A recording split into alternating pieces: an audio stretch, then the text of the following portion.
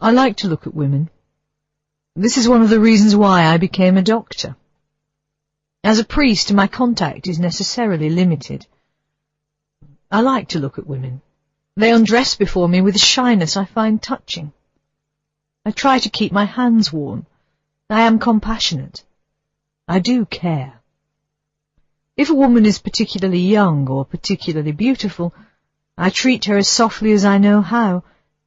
I am very clean. My cologne is sandalwood and olives, and I know that my astringent, ascetic face is reassuring, tempting even. Am I tempted? Perhaps, but I would never break my vows, professional and religious. Isn't that enough?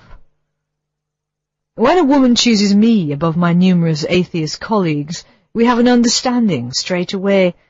I have done well, perhaps because a man with God inside him is still preferable to a man with only his breakfast inside him. I am not a fanatic. I'm too cerebral for that. The scholarly doctor, fingers, long, voice, musical.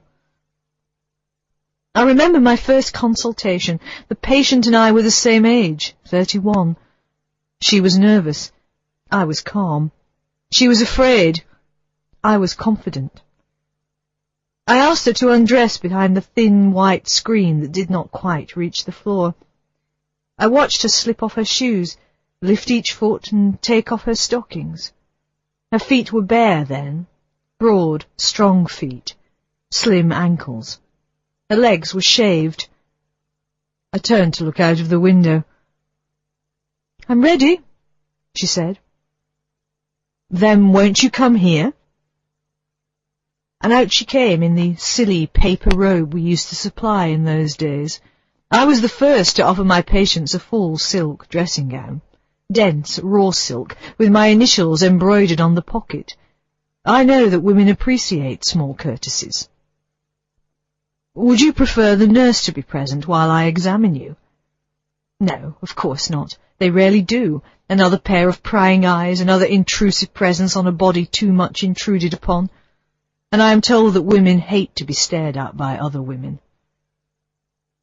I examined her thoroughly and took her breast in my hands. Her breast was small, dense, weighted, taut to the touch, pale and with a single fair hair by the nipple.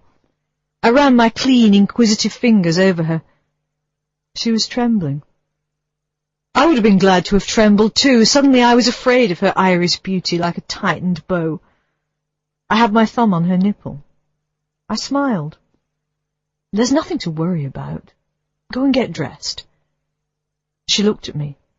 I held her breast. "Go on, go and get dressed." I sent her for a mammogram.